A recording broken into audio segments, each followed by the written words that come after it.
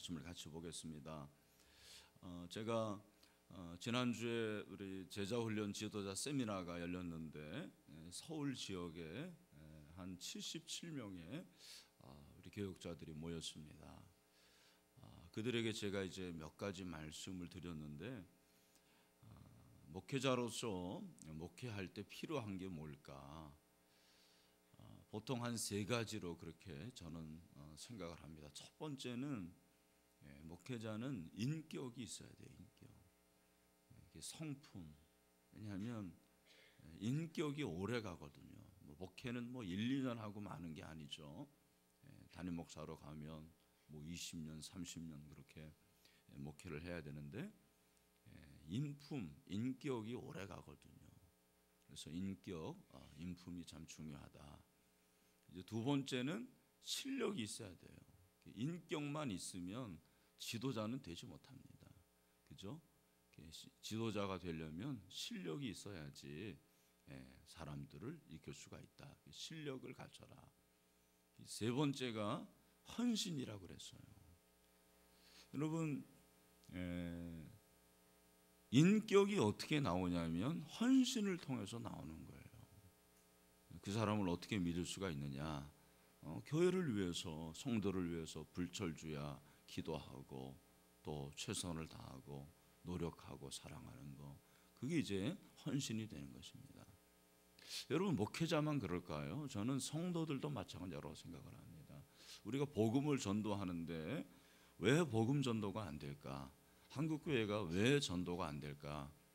로고스의 문제가 아니죠. 복음에 문제가 있나요? 여러분, 복음은 2000년 전이나 지금이나 동일하죠. 그 능력이 있습니다. 진리입니다. 중요한 것은 복음을 전하는 자들, 우리의 문제라는 거예요. 우리가 신뢰를 받지 못하는 거예요. 신뢰를 받지 못하니까 아무리 좋은 복음을 전해도 그 복음이 먹히지가 않는 거죠. 우리가 잘하는 말, 너나 잘해라. 니네도 못하면서 뭐 그렇게 복음을 전하느냐라고 말하는 것입니다. 그래서 오늘날 한국교회의 문제가 뭐냐면 신뢰가 떨어졌다라는 거예요. 한 51%가 한국교회를 믿지 않습니다. 한국교회가 부정적이다라고 생각하는 사람들이 많은 거예요. 그런 의미에서 오늘 베드로가 그리스도인이 어떻게 살아야 하는 그런 그 윤리의 문제를 다루는 거죠. 여러분, 윤리라는 것이 뭐죠? 윤리라는 것은 인간으로서 마땅히 행해야 할 도리, 인간으로서 마땅히 어떻게 해야 되겠느냐라는 것이 윤리의 문제거든요. 신앙이 항상 생활이잖아요. 신앙, 생활이라는 것은 윤리예요, 윤리.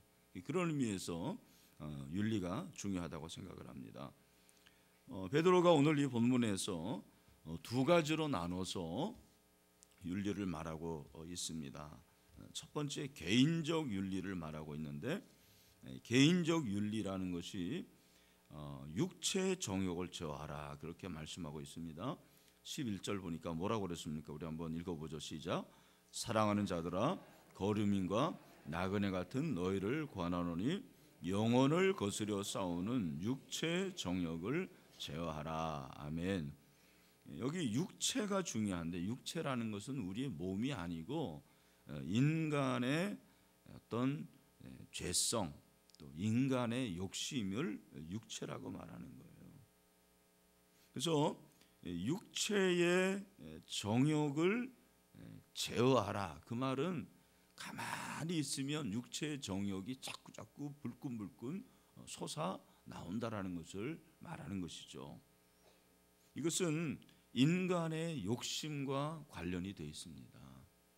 인간이 욕심이 없는 것 같지만 다 욕심이 있거든요. 내가 어떤 것에는 욕심이 없지만 다른 것에는 또 욕심이 있는 거예요. 욕심이 없는 사람이 어디 있습니까? 중요한 것은 그 욕심의 방향과 욕심의 어떤 목적이에요. 욕심의 방향이 잘못된 것이면 그게 정욕이 되는 거죠. 그것이 죄를 낳습니다. 여러분, 우리가 돈에 욕심이 있는데 그 욕심을 좋은 쪽으로 해서 돈을 건전한 방법으로 벌고 또 돈을 잘 사용하면 그것은 육체의 욕심이라고 하지 않습니다.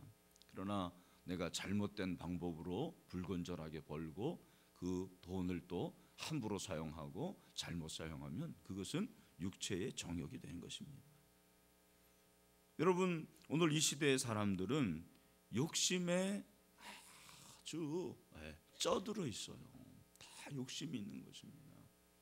특별히 돈의 욕심이 많고 또 이 세상을 탐닉하고 쾌락을 추구하는 이러한 욕심이 참 많다고 생각을 합니다.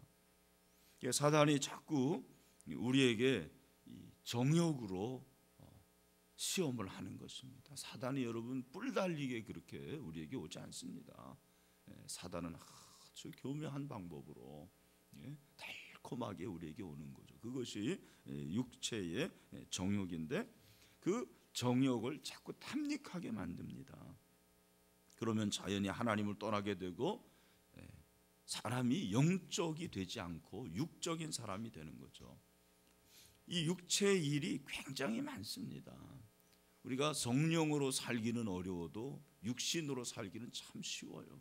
가만히 있으면 육신으로 살게 되고 또 인간의 욕망으로 살면 그것이 육신의 일이 되는 것입니다.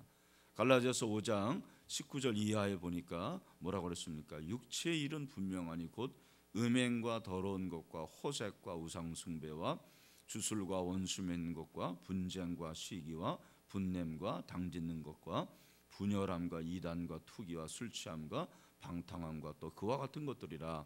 전에 너희에게 경계한 것 같이 경계하노니 이런 일을 하는 자들은 하나님의 나라를 유업으로 받지 못할 것이다. 그렇게 말씀을 하고 있죠. 그래서 우리는 어떻게 살아야 됩니까? 이런 육체의 정욕과 늘 싸워야 돼요.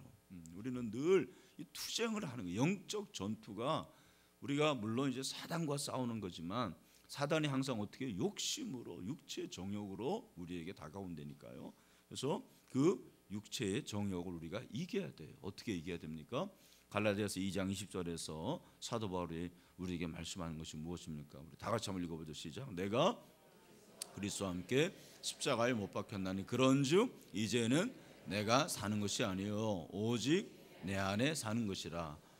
이제 내가 육체 가운데 사는 것은 나를 사랑하사 나를 위하여 자기 자신을 보신 하나님의 아들을 믿는 믿음 안에서 사는 것이라. 아멘. 그러니까 우리는 늘 나의 욕심을 뭐에 못 박아야 됩니까? 십자가에 못 박고 내가 그리스도 안에서 내 욕심을 십자가에 못 박고 늘 나는 죽는다, 내 자아는 죽는다, 그렇게 생각해야 되는 거죠.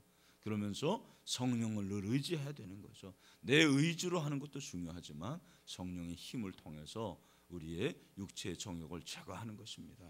여러분, 그런 은혜가 있게 되기를 축원합니다. 두 번째는 행실을 선하게 가져라.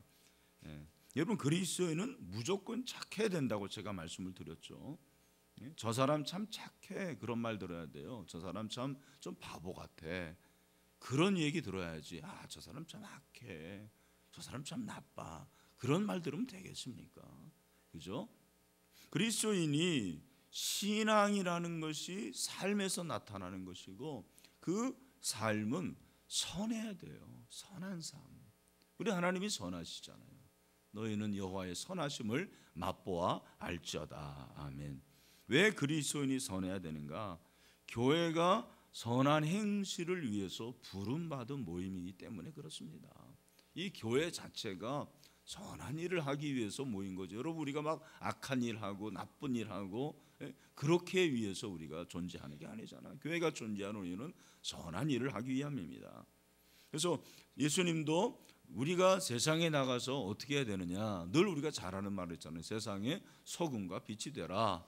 특별히 그 중에서 마태복음 5장 16절에서 뭐라고 그러셨습니까? 이같이 너희 빛이 사람 앞에 비추게 하라. 너희 착한 행실로 하나님께 뭐요?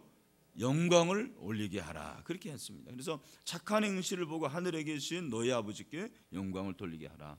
우리가 우리의 행동을 보고 아, 참 하나님이 계시구나, 하나님이 참 살아계시구나, 저 사람들을 보니까, 신일교회 교인들을 보니까 하나님이 살아계시구나, 신일교회 목사를 보니까 하나님이 역사하시는구나, 그런 말을 들어야죠.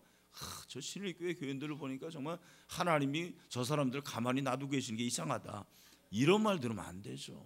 그렇지 않습니까?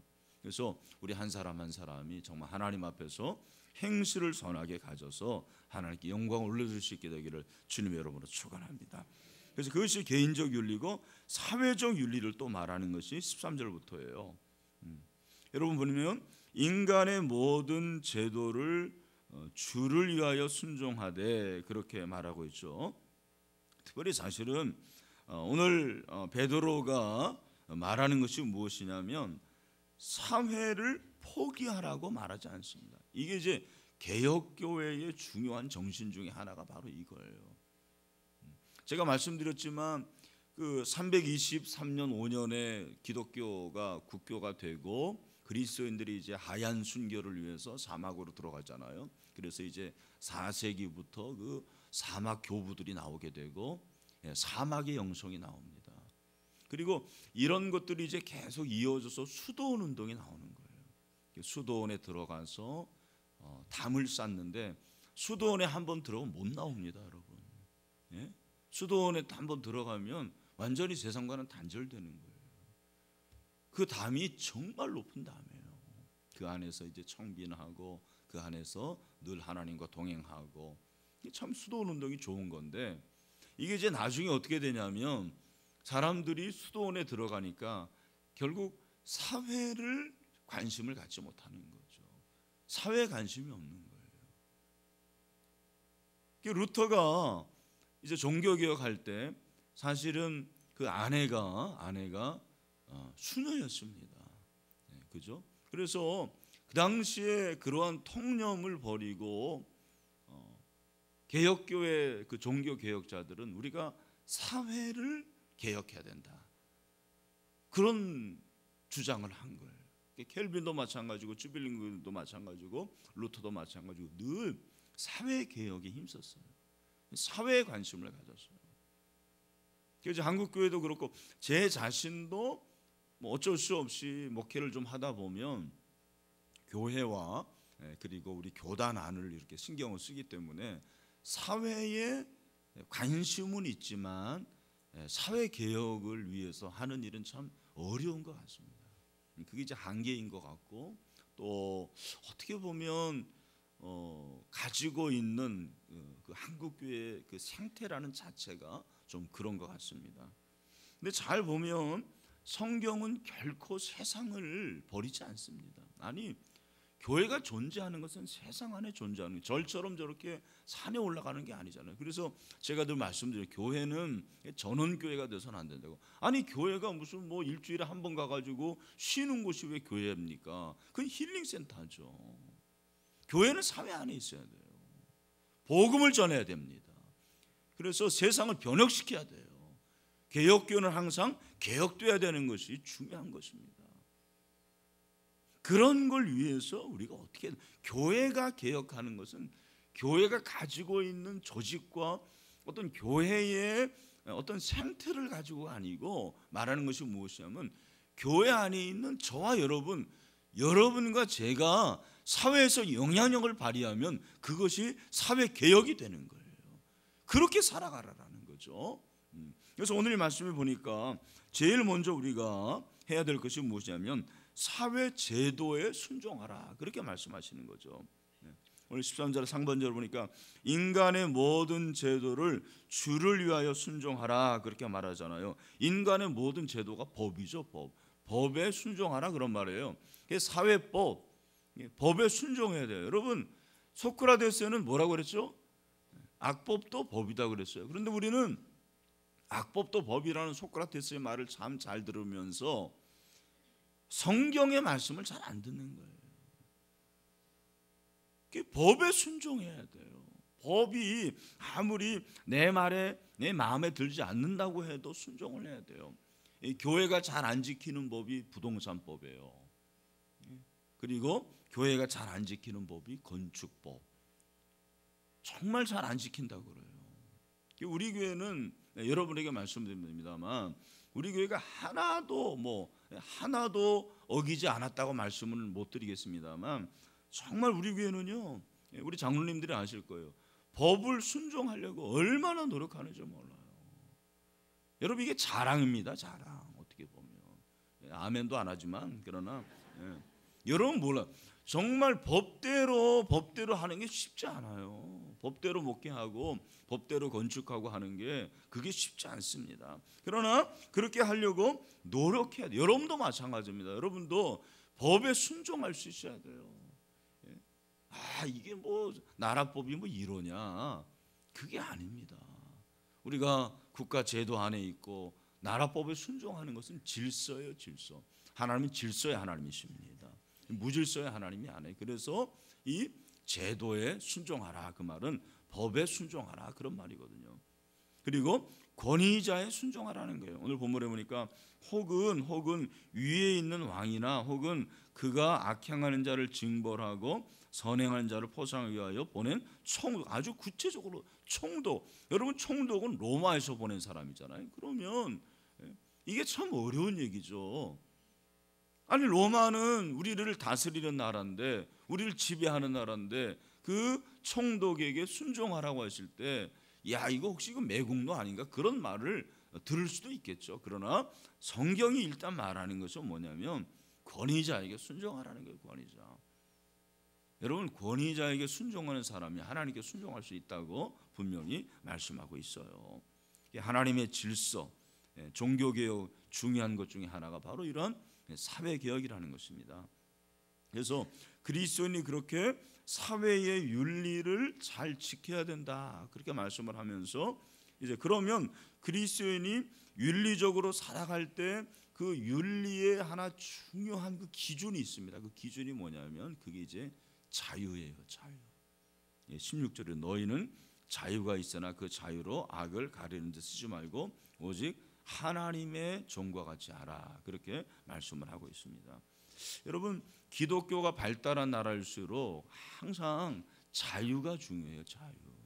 그죠? 프랑스 혁명 자유평등 박애. 그죠? 미국 자유의 나라예요. 여러분 자유는 방종이 아닙니다. 방종은 내가 하고 싶은 대로 하는 건데, 자유라는 것은 하나님께서 우리에게 자유를 주셨어요. 사도 바울도 우리에게 자유를 주셨으니까 그 자유를 누리라, 그렇게 말합니다. 예수님도 진리가 너희를 자유케 하리라. 이 자유라는 것이 참 중요한 거예요. 여러분 신앙생활도 자유입니다. 세일에 나오는 것 여러분이 자유예요. 내가 아무리 나온다고 그래서, 여러분 이건 여러분의 자유 아닙니까? 신일교회 교인들 뭐 안 나온다고 그래서 내가 막 찾아가가지고 너 왜 그러냐 그럴 수가 있습니까? 세금을 매길 수가 있어요. 자유죠, 자유. 그런데 여러분 자유라는 것은 항상 책임이 뒤따르는 거예요. 내가 우리 교인이니까 또 기도해야 될 책임이 있으니까 이거 해야 되겠다. 그게 자유 아닙니까? 여러분 중요한 것은 하나님이 우리에게 자유를 주셨는데, 여기 보니까 죄악을 가리는 데 사용하지 말라 그러는 거예요. 이것이 자유인지 방종인지가 어떻게 구분이 되냐면 아주 중요한 거죠. 자유로 악을 가리는 데 쓰지 말라. 내가 이 자유를 하나님이 주셨는데 자유를 죄악으로 이렇게 사용하면 그건 방종이 되는 거예요. 그런데 그 자유를 하나님이 기뻐하시는 일을 위해서 내가 한다면 그건 뭐예요? 그거는 자유가 되는 거죠. 진정한 자유가 되는 거예요. 우리가 자유를 누리면 누릴수록 성숙한 사람이 되는 거예요. 하나님께서 우리에게 주시는 것들을 잘 이렇게 누리게 되면 그 누리는 것이 실력이 되고, 실력이 되면 그것이 자유가 되는 것입니다. 여러분 잘 보면 공부하는 것도 마찬가지입니다. 여러분들의 이렇게 그 듣는 태도가 뭐냐면 어렸을 때부터 그게 나오는 거예요. 학교 때 다닐 때부터 공부를 열심히 하고 이런 사람들은 성서의 말씀을 잘 들어요. 그러니까 어렸을 때부터 공부를 하는 사람들은 목사 말을 잘 안 듣는 거예요. 그게 이제 몸에 배. 이게 자유예요, 자유. 그래서 신학교 때 잘 배운 사람들이 목회를 잘해요. 왜냐하면 그게 자유거든요. 그 안에서 하나님 주시는 것들을 누리고 내가 최선을 다하니까 그게 뭐가 되는 거예요? 몸에 배는 거예요. 이게 몸에 배는 게 중요한 거예요. 이게 습관이에요, 습관. 자유가 습관이 돼야 돼요. 누가 시켜가지고 통제해가지고 그건 한계가 있는 것입니다. 그럼 어렸을 때 하는 거예요. 여러분들이 이제 그리스도 안에서 신앙생활을 하는데 자유로워하기를 바랍니다. 그래서 행실을 선하게 하는 것도 자유예요, 자유. 그죠? 여러분이 내 정욕을 제어하는 것도 자유라니까요, 자유. 근데 그 가운데서 자유를 느낄 때 진정한 기쁨이 있는 거예요. 그래서 그것이 내 삶의 몸에 배면 너무너무 자유로운 거예요, 이게. 그게 이제 신앙의 묘미예요. 여러분, 자유를 누리면 좋습니다. 힘들어서 그렇지 그 일을 위해서 최선을 다하고 성령을 의지할 수 있는 저와 여러분이 되기를 간절히 소원합니다. 웃지 마라 간조의 말로 마무리합니다. 들어보세요. 반드시 대저수를 할 필요가 없다는 생각이다. 내가 본 진리를 간단 명료하게 설명하면 그만이지. 반드시 큰 일을 할 필요가 없다. 작은 일도 충분하다. 불완전해도 좋다. 큰 일만 하려는 사람은 결국 아무런 일도 하지 못하고 완전만 구하는 사람은 아무것도 얻지 못한다는 사실을 깨달았다. 마지막으로 여러분, 이 자유를 통해서 우리가 윤리를 행하는 것은 작은 일부터 가능한 거예요. 뭐 엄청나게 큰 윤리, 내가 나라를 위해서 목숨을 바치겠다, 내가 순교하겠다, 그건 나중에 하세요, 여러분. 근데 지금 내가 할 수 있는 일을 최선을 다해서 작은 일에 그렇게 충성하면 여러분, 하나님께서 여러분을 분명히 사용하실 줄로 믿습니다. 그런 은혜가 넘치게 되기를 주님의 이름으로 축원합니다. 이 시간에